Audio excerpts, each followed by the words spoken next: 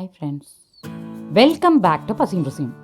இன்னைக்கு பசிம் ருசிமில் ஹெல்த்தியான எள்ளு உருண்டை செய்ய போகிறோம்.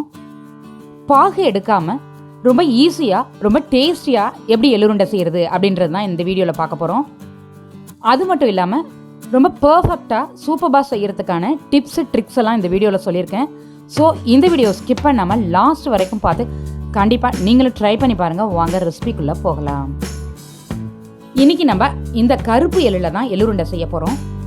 யூஸ்வலாக ப்ரௌன் கலரில் ஒரு எள்ளு இருக்கும், அதுலேயும் நீங்கள் செய்யலாம். வெள்ளை எள்ளையும் செய்யலாம், பழுப்பு கலரில் இருக்கக்கூடிய எள்ளையும் செய்யலாம். எதில் செஞ்சாலுமே சூப்பராக இருக்கும். இந்த மெரூன் கலர் எள்ளில் தான் ஆல்ரெடி நம்ம சேனலில் எள்ளு லாலிபாப் செஞ்சுருக்கோம். லிங்க் டிஸ்கிரிப்ஷனில் இருக்குது, போய் பாருங்கள். கடாயில் 1 கப் எள்ளு சேர்த்து ட்ரை ஃப்ரை பண்ணிக்கணும்.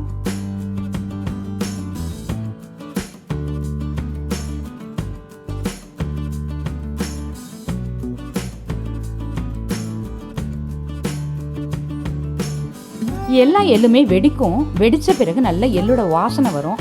அந்த சமயத்தில் இதை ஒரு பிளேட்டில் ட்ரான்ஸ்ஃபர் பண்ணி ஆற வச்சுக்கணும். அதே கடாயில் பொடிச்ச வெல்லம் 3/4 கப்பு சேர்த்து 1/2 கப்பு தண்ணி சேர்த்து கொதிக்க விடணும்.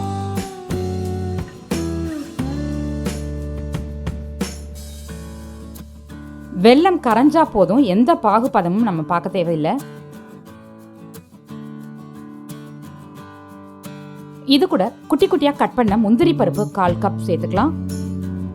கூடவே 3/4 கப் தேங்காய் துருவல், அதாவது வெல்லம் எவ்வளவு சேர்க்குறோமோ அந்த அளவுக்கு தேங்காய் துருவல் சேர்த்துக்கலாம்.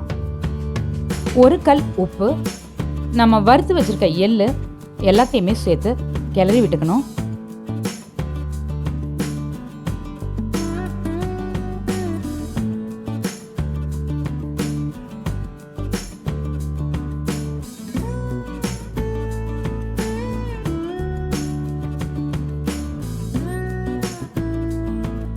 ரெண்டு நிமிஷம் ஆன பிறகு சென்டரில் மட்டும் இந்த மாதிரி பாகா இருக்கும்.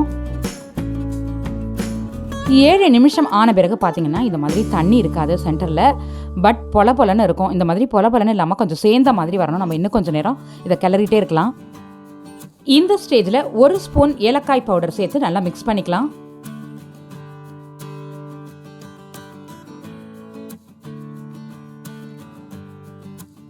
இந்த மாதிரி கொஞ்சம் கெட்டியான பிறகு நம்ம ஸ்டவ் ஆஃப் பண்ணிவிட்டு இதை அப்படியே ஆற வச்சுக்கலாம்.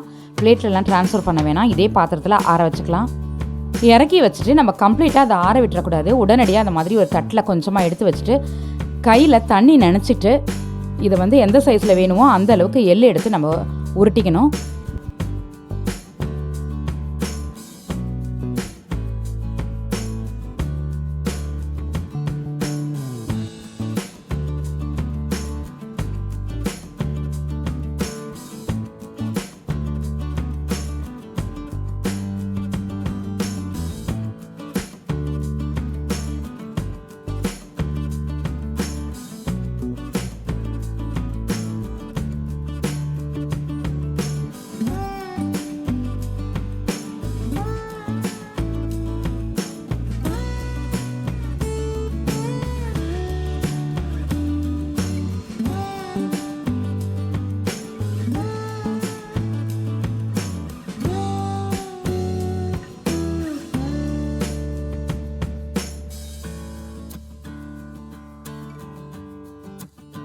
இதே மாதிரி எல்லா உருண்டைகளையும் அழகாக உருட்டிக்கலாம்.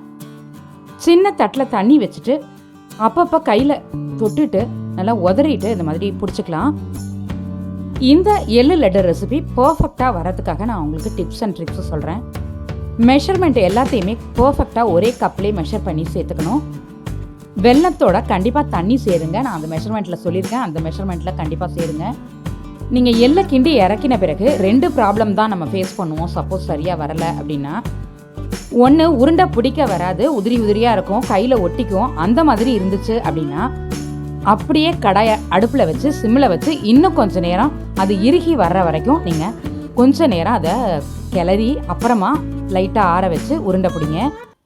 செகண்ட் ப்ராப்ளம் என்ன அப்படின்னா, ரொம்ப ஹார்டாகிட்டு, அதாவது அதிகமாக நான் கிளறிட்டேன், ரொம்ப பரபரன்னு இருக்குது, சேர்ந்து வரமாட்டேங்குது, ஹார்டாக இருக்குது அப்படின்னா அந்த கடாயில் தண்ணி தெளித்து கொஞ்சமாக தண்ணி தெளித்து சிம்மில் வச்சு ஸ்டவ்வை நல்லா சூடுபடுத்தி கரெக்டான ஸ்டேஜுக்கு வந்த பிறகு எடுத்து லைட்டாக ஆற விட்டுட்டு உருண்டை பிடிங்க. சப்போஸ் நம்ம பர்ஃபெக்டாக ஃபஸ்ட் டைம்லேயே நம்ம வந்து கரெக்டாக எடுத்துடுறோம், உருண்டை பிடிச்சிடுறோம் அப்படின்னாலும் உருண்டை பிடிச்சிட்டே இருக்கும்பொழுது நம்ம கடாயில் இருக்க பாதி ஆறுன அந்த எள்ளு என்ன பண்ணும், போய் கடாயில் பிடிச்சிக்கும். நம்ம அதை பேத்து எடுக்கணுன்ற அது அவசியம் இல்லை. திரும்பவும் என்ன லேசாக தண்ணி தெளித்து அடுப்பில் சிம்மில் வச்சு கிளறணும் அப்படின்னா கரெக்டாக இதே பதத்துக்கு வந்துடும். சூப்பரான லட்டு கிடச்சிரும். இன்றைக்கி ஆடி அமாவாசை, எல்லாருமே இறந்தவங்களை நினச்சி எள்ளுருண்டை செஞ்சு படைப்போம். இந்த சூப்பரான எள்ளுருண்டையை நீங்களும் கண்டிப்பாக ட்ரை பண்ணி பாருங்கள். இந்த வீடியோ உங்களுக்கு பிடிச்சிருந்தா லைக் பண்ணுங்கள், ஷேர் பண்ணுங்கள். இந்த வீடியோவுக்கு கீழே உங்களுடைய கருத்துக்களை பதிவிட மறந்துடாதீங்க. வணக்கம்.